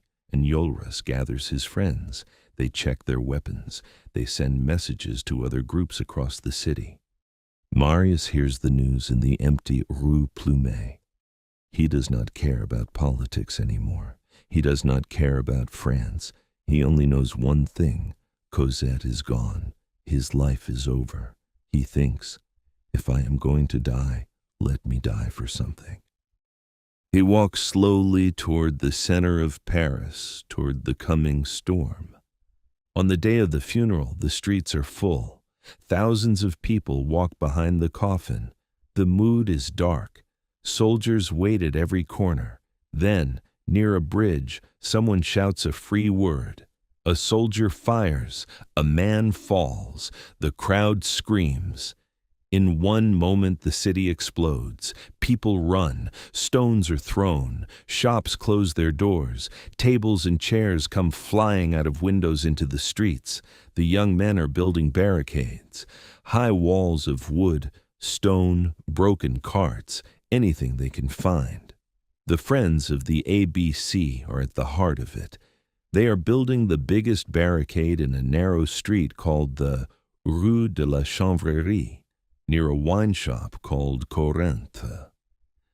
Among the crowd is a small boy, a thin street boy with bright eyes and a loud voice. He has no parents.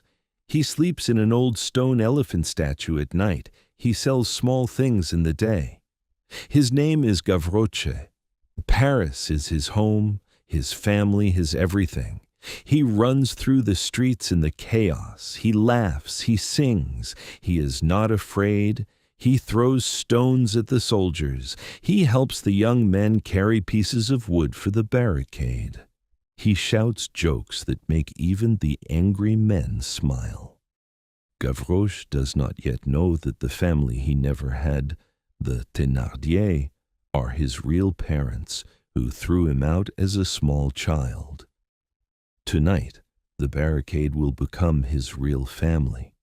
In the narrow Rue de la Chanvrerie, the barricade grows quickly. The young men work like ants. They turn over a heavy carriage. They pull stones from the street. They take wooden doors from old houses. They pile chairs, tables, beds, anything they can find. Soon, the wall is taller than a man. Behind it, the wine shop Corinthe becomes their fort. Enjolras stands on top of the barricade. He gives orders calmly, like a young general. Combeferre prepares medicine for the wounded. Courfeyrac carries guns. Feuilly hangs a red flag at the top. The flag waves in the wind, red as fire, red as blood. The young men cheer. They are not many, about 50 in total, but their hearts are huge. They are ready to die for a free France. A stranger walks into the barricade. He is older, calm, with a serious face. He tells the young men he wants to help. They welcome him. They give him a gun. But Gavroche, the small street boy, watches the stranger. He has bright, clever eyes. He whispers to Enjolras, "I know that man. He is a police spy. His name is Javert." Enjolras looks at the stranger with cold eyes. He calls his friends. They surround Javert. They search him. They find his police papers. Javert does not lie. He stands tall and says, "Yes, I am an inspector." The young men want to shoot him at once, but Enjolras says, "Not now. He will die later when we die. Tie him to a post inside the wine shop." They obey. Marius walks into the barricade in the evening. He is pale. His clothes are dusty. His eyes are empty. He does not speak to anyone. He carries 2 pistols. He has come here to die, and Enjolras and Courfeyrac are happy to see him. They think he has come to fight for the Republic. They do not know about his lost Cosette. They do not know his heart is broken. Marius takes his place at the wall. He looks at the dark street. He listens to the soldiers' drums in the distance. He thinks, in a few hours all this pain will be over. He feels strangely calm. The other young men sing a soft song around a small fire. Marius does not sing. He waits for the end. Among the men at the barricade is a young worker that no one really knows. He is small and thin. His face is hidden under a large cap. His coat is too big. He does not speak much. He carries a gun, but his hands are too small for it. He stays close to Marius, always near, always watching him. Marius does not notice. He's lost in his own dark thoughts. The young worker has a secret. The young worker is not a young worker at all. The young worker is Éponine. She has cut her hair. She has put on her brother's old clothes. She has followed Marius here.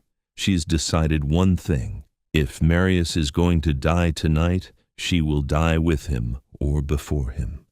The night is deep. The soldiers come. There are many of them, 100, maybe 200, and they bring big guns. They shoot at the barricade from the dark. The young men shoot back.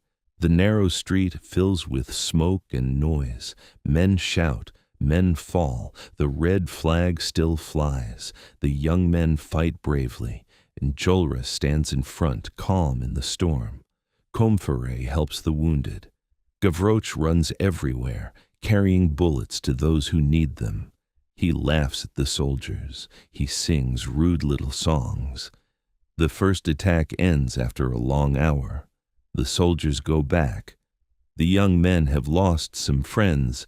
They sit in the smoke, breathing hard. They know more attacks will come. They know they cannot win. A small boy from the streets brings a letter to the barricade. He says, "For Monsieur Marius Pontmercy." Marius is surprised. He takes the letter. He opens it with shaking hands. The letter is from Cosette. It is short. It gives her new address, Rue de l'Homme Armé, No. 7. It says, "My father is taking me to England. I love you. Write to me. Goodbye." Marius reads it 3 times. His heart wakes up. She still loves him. She is not lost forever. He must write to her one last time. He must tell her goodbye. He sits in the corner of the wine shop. He writes a letter by candlelight. He folds it. He looks for someone to carry it. He calls Gavroche. He says, "Take this to Cosette." But there's something Marius does not know. Cosette did not write the letter that came to him. Earlier that evening, Éponine herself had taken a real letter from Cosette to Marius. She was supposed to deliver it, but she could not. She wanted to keep Marius near her, here at the barricade, even if it meant his death. So she hid the letter in her pocket. Now, in the smoke, she sees something. A soldier is pointing his gun at Marius. Without thinking, Éponine jumps in front of him. She raises her hand to push the soldier's gun. The shot fires. The bullet goes through her hand and into her chest. She falls to the ground at Marius's feet. Marius does not understand. He bends down. He sees her face. Marius lifts Éponine's head. He sees the blood. He sees the truth, that this is not a young worker. It is Éponine. She smiles a small, tired smile. She says, "Do you know, Monsieur Marius, I was a little in love with you." Marius's eyes fill with tears. He takes her cold hand. She whispers, "Promise me something. Kiss me on the forehead when I am dead. I will feel it." Then she remembers. She says, "I have a letter for you, in my pocket." Marius finds the letter, Cosette's real letter. Éponine has carried it for hours, hiding it from him, but now she gives it back. Her eyes are getting tired. Her voice is getting soft. She has done one last good thing in her short, sad life. Éponine's hand grows cold in Marius's hand. She whispers one more time, "I think I was a little in love with you." Then she is still. Marius bends down and kisses her forehead, as he promised. The other young men around him are quiet for a moment. Even the smoke seems to stop. Then the fighting starts again. Marius stands up. He puts Cosette's letter in his pocket. He looks different now. The empty look has left his eyes. He reads the letter once more in a corner. Cosette's address is there. Rue de l'Homme Armé, number 7. He must send her one last word. He calls little Gavroche again. He gives him a small note and the address. Gavroche puts the note inside his small coat. He smiles. He runs out into the dark. Gavroche runs through the dark streets of Paris like a small, fast shadow. He reaches the Rue de l'Homme Armé. He knocks at number 7. An old servant opens the door. Gavroche asks for Mademoiselle Cosette. Behind the servant, an old man steps forward. It is Valjean. He looks at the small boy with calm eyes. He says, "I will give the letter to her." Gavroche looks at him for 1 second, then puts the letter in his hand. He runs away into the night. Valjean closes the door. He stands in the quiet hall. He looks at the letter. He hesitates. Then, slowly, he opens it. He reads the words from Marius to Cosette. His face does not change, but his hand is shaking just a little. Valjean reads Marius's letter again. He understands everything now. The young man at the barricade loves Cosette. Cosette loves him. If the young man dies tonight, and he will surely die, Cosette will be sad for the rest of her life. Valjean's heart is full of strange feelings. He could be free now. He could take Cosette to England. The young man would die, and Cosette would slowly forget. Valjean would have his daughter to himself again. For one dark moment, he wishes for this. Then the wish frightens him. He puts the letter down. He stands up. His face is calm and decided. He puts on his old coat. He picks up his gun. He walks out of the house into the dangerous night. Paris is burning. The streets are empty of normal people. Soldiers are everywhere. Fires light the sky. Cannons sound in the distance. An old man walking alone is a strange sight. Soldiers stop Valjean many times. He shows them his old papers. He pretends to be a worried citizen going home. They let him pass. He walks slowly, carefully toward the small streets near the Halles market, toward the barricade in the Rue de la Chanvrerie. He does not know why he is going. He does not have a clear plan. He only knows that he must be near Marius. He must do what he can. The young man who has stolen his daughter, the young man he could hate, is the young man he must now try to save. Valjean reaches the back of the barricade. Some young men recognize him as the kind old man who brought blankets that winter to the poor family. They let him in. Enjolras looks at him with respect. He gives him a place at the wall. Valjean does not shoot at the soldiers. He shoots only at their hats, to knock them off, never to kill. The young men are surprised. He has the eye of a soldier, but he will not take a life. Enjolras watches him quietly and says nothing.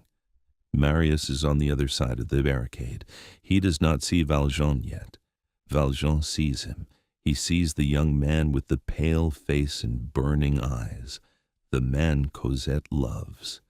He looks at him for a long, silent moment. The bullets at the barricade are running out. The fighters need more. Gavroche looks over the wall. He sees a place down the street where many soldiers have fallen. Their bags are full of bullets. He says, "I will go." Enjolras tries to stop him, but the small boy is already over the wall with an empty basket. He runs from body to body in the smoke. He fills his basket. The soldiers see him. They shoot. The little boy laughs at them. He sings a rude song between the gunshots. A bullet hits near him. He keeps singing. Another bullet closer. He keeps singing. The young men at the barricade shout, "Come back, come back!" Gavroche just laughs and reaches for one more bag. A bullet finds him. Gavroche falls. He tries to stand up, still singing his small song. A second bullet hits him. This time he does not stand up again. The street goes quiet for one moment. The young men at the barricade cannot believe their eyes. Then they shout with anger. They climb over the wall. They run into the bullets to bring back his small body. They put him gently on the stones inside the barricade. His face is calm, like a child sleeping. Marius covers his eyes. Even Enjolras, who is always calm, has tears on his face. Paris has lost one of its smallest, bravest sons, a boy who slept in a stone elephant, a boy who had no family but loved everyone. The street boy is gone. Inside the wine shop, Javert is still tied to a post. He has watched everything through the small window. He has not spoken. He has not begged. He has waited for his death like a soldier. Enjolras comes to him in the morning. He says, "Your turn is coming." Javert nods. He is ready. Then Valjean steps forward. He says quietly to Enjolras, "Let me do it. I asked for this man earlier. He is mine." Enjolras looks at him for a moment. Then he agrees. The young men untie Javert from the post. They tie his hands behind his back instead. Valjean takes him by the arm. He picks up a pistol. He leads Javert out of the wine shop, through a small back door into a narrow side street. In the empty side street, Valjean and Javert stand face to face. The noise of the fighting is far away. Javert looks at Valjean. He says, "Take your revenge. Be quick."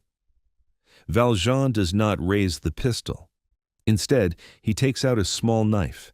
He cuts the ropes on Javert's hands. He says, "You are free. Go."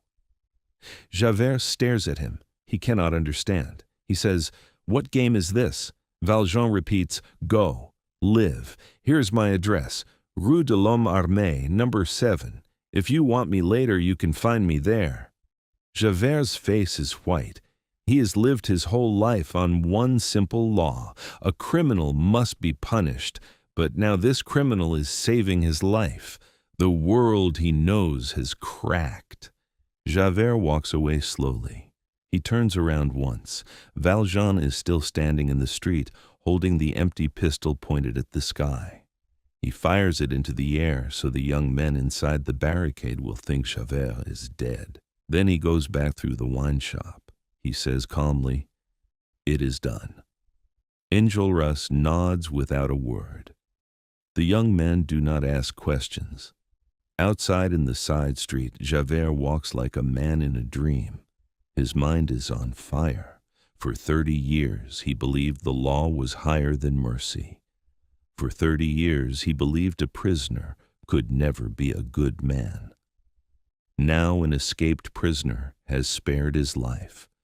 Javert does not know who he is anymore. He does not know what he believes. In the afternoon, the soldiers come back in great numbers. Cannons fire, the barricade shakes, stones fly. Many of the young men fall in the first minutes. Combeferre is killed. Courfeyrac is killed. One by one, the bright young hearts go silent. Marius stands at the wall, firing his pistols. A piece of stone hits his face. Then a bullet finds his shoulder. He falls down behind the wall. Enjolras is still standing, taller than ever, like a young god of war. With only a few friends left, he steps back into the wine shop. The soldiers climb over the barricade. The fighting moves inside. Valjean carries Marius's unconscious body in his arms. He must save him. But how can he leave the barricade? The street is full of soldiers. Valjean looks around quickly. He sees a small iron grating on the ground in the corner of the street. It leads down into the dark sewers of Paris, the great underground tunnels that carry the dirty water of the city. Valjean knows them a little. He lifts the iron grating with one strong hand. He climbs down with Marius on his back. He closes the grating above his head. Suddenly, all the sound of the fighting is gone. There is only darkness, wet stone walls, black water below his feet, a bad smell. Far above, soldiers are entering the wine shop. They are shooting the last fighters. They are searching for survivors. They will not find Marius. Valjean begins to walk slowly into the long, dark tunnel, carrying the wounded young man on his back. The sewers of Paris are like a second city, a dark city under the real one. They are long stone tunnels full of black water. The air is heavy and bad. No light reaches here, no sound from the streets above. Valjean walks slowly, with Marius on his back. He cannot see the walls, he cannot see the ground. He moves by touching the wet stone with one hand. The young man on his back is silent. His blood drips slowly onto Valjean's old coat. Valjean does not know if Marius is alive or dead. He only knows he must keep walking. He must find a way out. He chooses one tunnel, then another. He is lost in the dark belly of the great city. Hours pass. Valjean is very tired. His legs are shaking. His arms hurt from carrying Marius. He is old now. He has not eaten all day. The smell makes him sick. He stops sometimes and listens. He thinks he hears footsteps far away. He's not sure. He walks again. Marius is light, but every minute he becomes heavier. The tunnel goes down, then up, then down again. Valjean talks softly to the young man on his back, even though Marius cannot hear him. "Hold on, my boy. We are going to Cosette. We are going home. Just hold on." His voice is the only sound in the dark. He is no longer angry that Marius has taken his daughter's heart.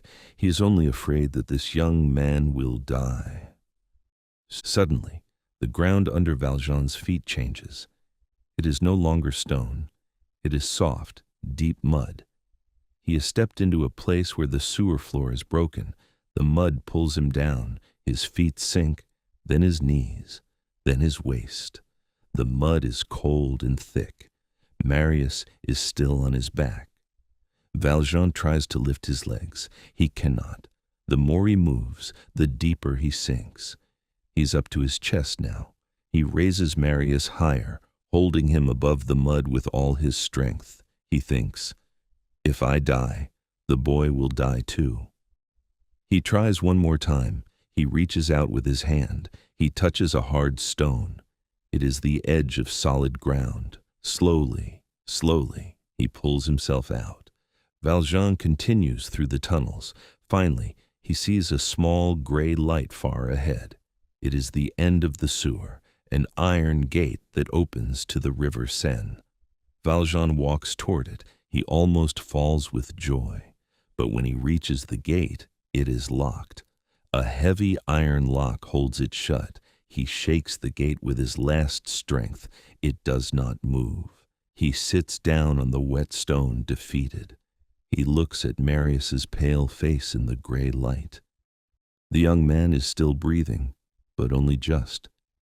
Valjean closes his eyes. He whispers a prayer. Then he hears a small sound behind him. Someone is in the tunnel. A figure steps out of the dark, a familiar, cruel face.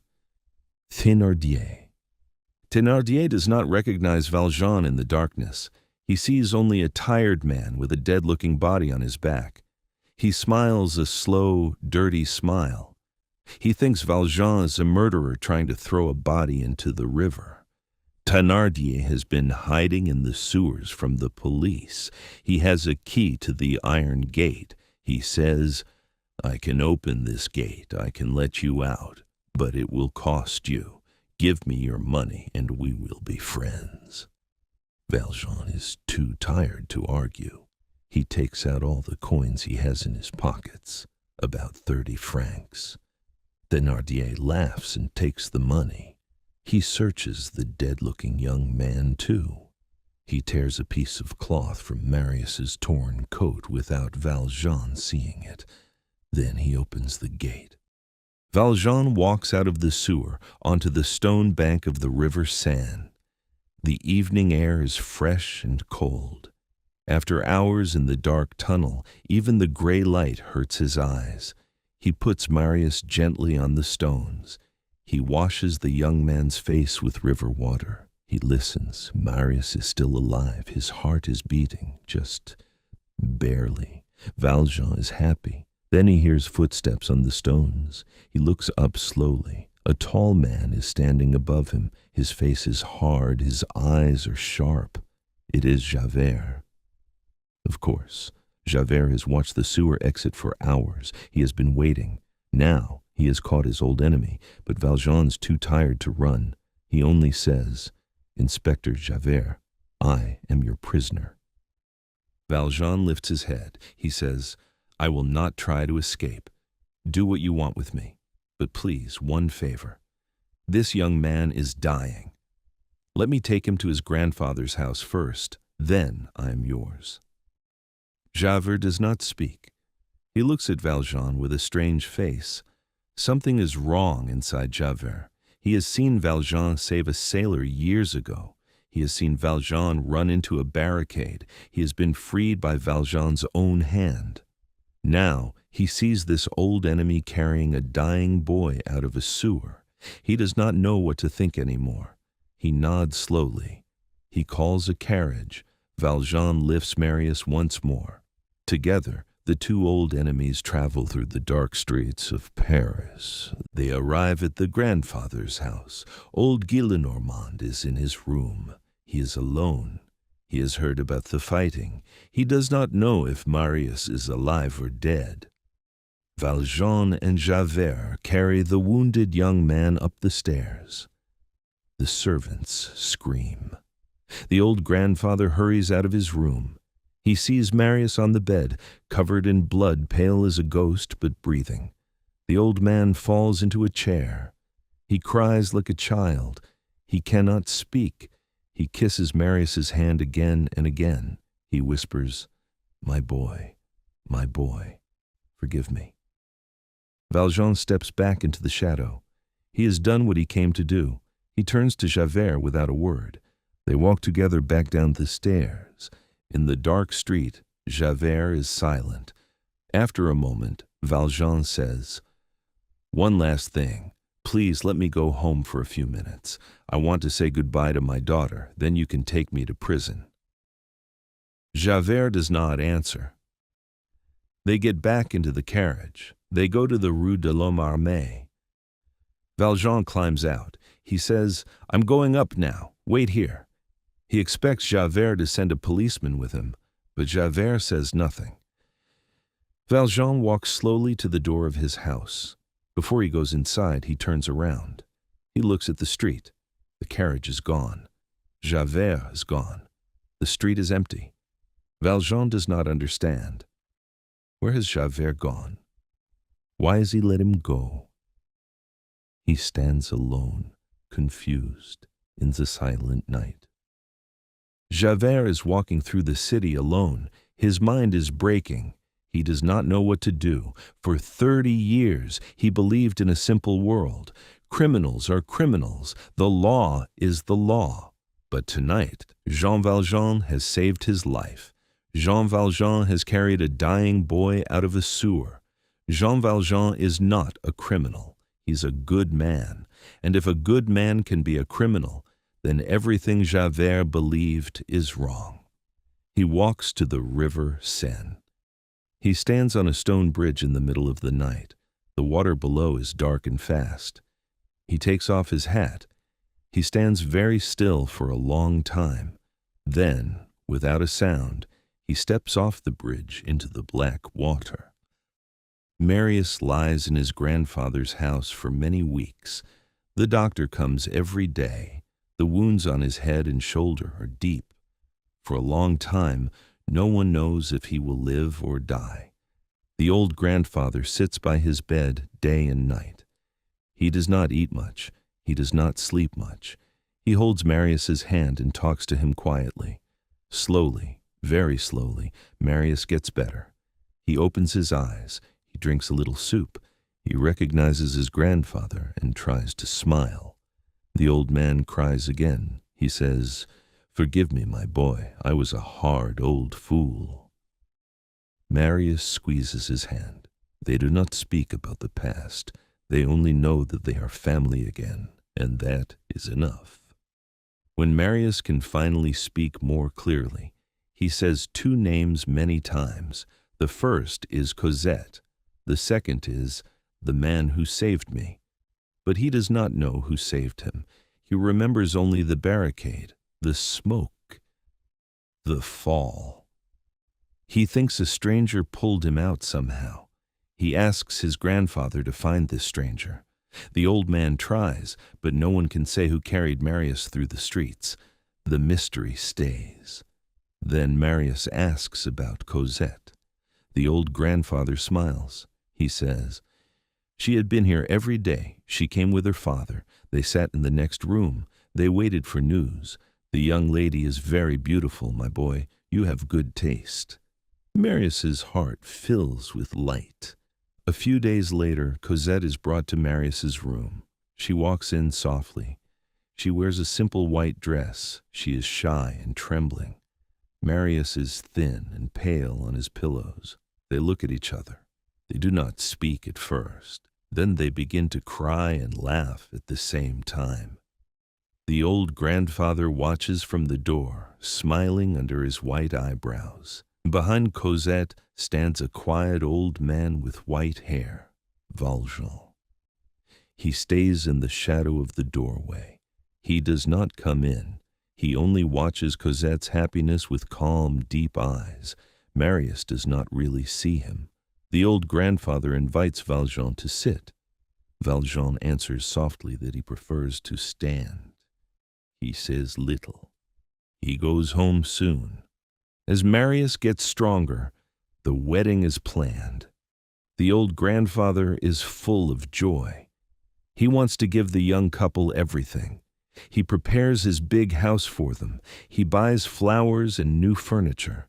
Cosette is preparing her dress. Her cheeks are pink. Her eyes shine. Valjean smiles when he sees her, but inside him a quiet sadness is growing.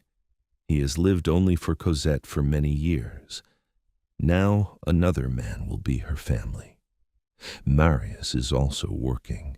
He has discovered that Cosette has a small fortune, almost 600,000 francs, that her father has saved for her in a small box. Marius does not understand where this money came from, but Valjean says only, "It belongs to her. It is hers." The wedding day comes in winter. There is snow on the streets of Paris. Cosette wears a beautiful white dress. Marius wears a black coat. They are married in a small church. Valjean walks beside Cosette like her father. He smiles, but his smile is tired. After the ceremony, there is a small dinner at the grandfather's house. Everyone is happy. The old grandfather makes long, funny speeches about love and youth. Marius laughs. Cosette laughs. But Valjean has cut his right hand the day before. He cannot use it well. He uses this as a reason to eat alone in another room. He says he is too tired to stay long. He leaves the party early. He walks home slowly through the snow. He is alone. The next morning, Valjean comes to the grandfather's house. He asks to see Marius alone. Marius welcomes him with warm words. He calls him father. But Valjean's face is serious. He sits down. He looks at the floor. Then he raises his eyes and says quietly, "Monsieur Pontmercy, I must tell you the truth. I am not Cosette's father. I have no family. I have no real name. I am an old prisoner. My number was 24601. I broke out of prison many years ago. I have lived under a false name ever since. Cosette does not know any of this. She must never know. I came to tell you so that I do not live a lie in your house any more." Marius is shocked. He cannot believe his ears. The kind old man who has been his father for a day is an escaped prisoner, a criminal. Marius is young. He is honest, but he has a hard, narrow sense of right and wrong.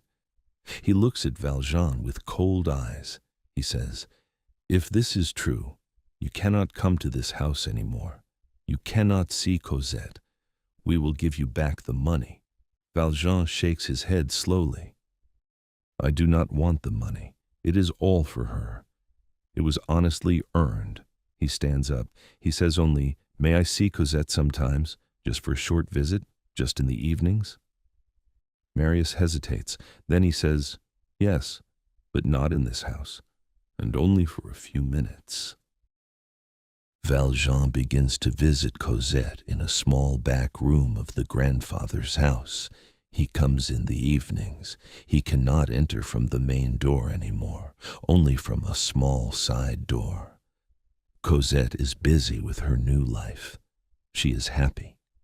She does not see her father's pain. She talks about the house, the new curtains, the dinners. Valjean listens with a soft smile. He says little. He stays only for a short time. Every visit, Marius watches from the door with hard, suspicious eyes. He is polite, but cold. Valjean understands. He does not blame the young man. He thinks, "It is right. The boy is protecting his wife. I am a stranger. I must step back." Each visit, he leaves a little sadder than before. Slowly, Valjean stops coming. He begins to skip a day, then 2 days, then a week. He cannot bear the cold looks of Marius. He cannot bear to be a stranger in Cosette's life. Cosette asks her husband once, "Where is father? Why does he not come any more?" Marius answers, "He is old, he is tired, he needs rest." Cosette believes him. She's busy. Days fill her life. She forgets to ask again. In his small house in the Rue de l'Homme Armé, Valjean sits alone. The silver candlesticks of the bishop stand on his table. He looks at them every evening. He does not eat well. He does not sleep well. He grows thin. His old body is breaking. His heart is breaking faster. Without Cosette, Valjean has no reason to live. He has no past he can speak of. He has no future. He has only the old silver candlesticks and the memory of a small girl in a dark forest, holding a heavy bucket. He stays in his small room. He lies in his bed for hours. He grows weaker every day. The old servant Toussaint is no longer with him. She is gone with Cosette to the new house. No one comes to visit. No one asks for him. He understands now that he is going to die. He's not afraid. He only has one small wish, to see Cosette one more time before the end. But he does not call for her. He has decided to disappear quietly. One morning, a strange visitor comes to Marius's new house. He wears expensive clothes that do not fit him well. He has a black wig. He has thick fake glasses. He says he has important information to sell. He says he knows a secret about Marius's father-in-law. He says the old man is a thief and a murderer. Marius listens with a cold face. He does not believe a word, but he lets the man talk. He wants to see how far the lies will go. Then Marius looks more carefully at the visitor's face under the wig. He suddenly recognizes him. It is Thénardier, the man who once tried to rob Valjean in the Gorbeau house, the man his own dying father told him to help. Thénardier shows Marius a small piece of black cloth. He says, "I have proof. On the day of the barricade, an old man came out of the sewers carrying a dead body on his back. I saw it with my own eyes. The old man was your father-in-law. The body was a young man he had murdered. I tore this piece of cloth from the dead man's coat. I have it here as proof." Marius takes the piece of cloth in his shaking hand.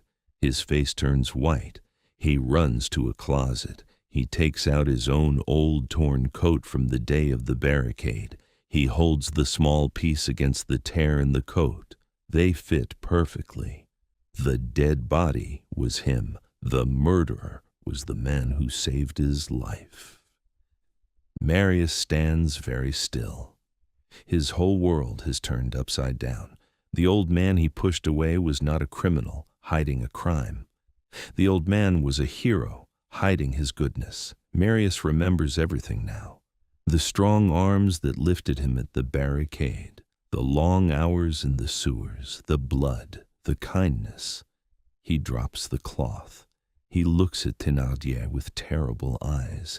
He throws money at him, a lot of money, and says only, "Get out of France. Never come back." Thénardier takes the money and runs. Marius does not even care anymore. He runs to Cosette. He cries, "We must go to your father. Now. We have done a terrible thing." Cosette does not understand, but she sees his face and runs with him. Marius and Cosette take a fast carriage to the Rue de l'Homme Armé. Marius's heart is beating like a hammer. He cannot forgive himself. How could he have been so blind? How could he have been so cruel? The old man who carried him through the dark sewers, the old man who saved his life, the old man who gave his daughter to him with all her fortune, he had pushed this man into a corner to die alone. Cosette holds his hand. She is very afraid now. She does not know what is wrong, but she knows it is serious. The carriage stops in the small, dark street. Marius jumps out. He runs to the door of number 7. He knocks loudly. The door is opened by an old, tired servant. Marius and Cosette climb the stairs quickly. They enter a small room at the top of the house. The room is cold. There is no fire. There's no decoration. On a narrow bed, an old man lies very still under a thin blanket. His face is white. His hands are thin. On the small table beside him stand the 2 silver candlesticks of the bishop. They are lit. Their soft light fills the room. Valjean opens his eyes slowly. He sees Cosette.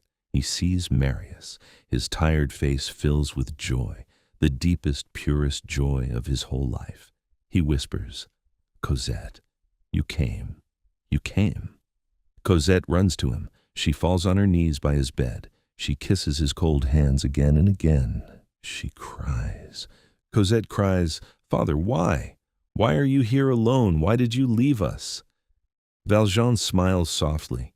He cannot speak loudly. He says, "I wanted to. I was happy when I left. I was always happy when I was near you." Marius stands at the foot of the bed. He cannot stop the tears in his eyes. He says, "Sir, Father, forgive me. I did not know. I did not understand. You saved my life. You carried me through the sewers. You are the best man I have ever known." Valjean shakes his head slowly. He whispers, "It is nothing. It is nothing, my children. Sit close to me. Let me see you both. Let me look at you for a little while. That is all I want." Valjean speaks slowly, between long pauses. He tells Cosette things he has never told her. He tells her about Fantine, her real mother, a young woman with golden hair who loved her so much. He tells her about the dark forest in Montfermeil, the heavy bucket of water, the stranger who took her by the hand. He tells her that the small fortune in the box was honest money, earned from a factory he once built when he was called Father Madeleine. He does not tell her about the prison, about the chains, about the 19 years. He does not want her last memory of him to be a dark one. He says, "Always love each other. There is nothing else in the world. Just love." Valjean's voice becomes softer. His eyes turn to the 2 silver candlesticks. He says quietly, "Cosette, take these. They were given to me long ago by a good man. I do not know if he is happy with me, where he is now. I tried. I tried." Cosette is sobbing. Marius is on his knees too now. He holds the old man's other hand. Valjean smiles at them both. He says, "Do not be sad. Death is nothing. It is only the closing of a door. Behind the door there is light." His eyes look at the candles, then at Cosette's face, then up at the ceiling, like he is seeing something far above the small room. He breathes slowly. His face is calm. Valjean does not speak again. His eyes stay open, but they see something the others cannot see. He looks peaceful, almost happy. The soft light of the bishop's candles falls on his white hair, on his thin hands, on the faces of the 2 young people at his bed. After a long moment, his head turns gently to one side. His breathing stops. Cosette puts her face against his hand and cries. Marius bows his head. The room is very still.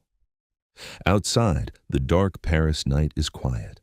In a small, cold room, with no priest and no music and no crowd, only with the love of his daughter and the soft light of 2 old silver candles, the long journey of Jean Valjean has come to an end.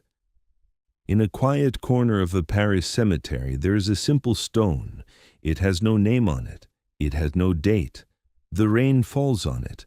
The grass grows around it. People who pass by do not stop to look. They do not know who is buried there. They do not know that the man under this stone was once a hungry prisoner who stole a piece of bread. They do not know that he was once a kind mayor who saved a whole town. They do not know that he carried a small girl out of a dark forest, and that he carried a young man out of a dark sewer. The stone is silent, but the story of Jean Valjean is not silent. It still speaks quietly to anyone who is willing to listen.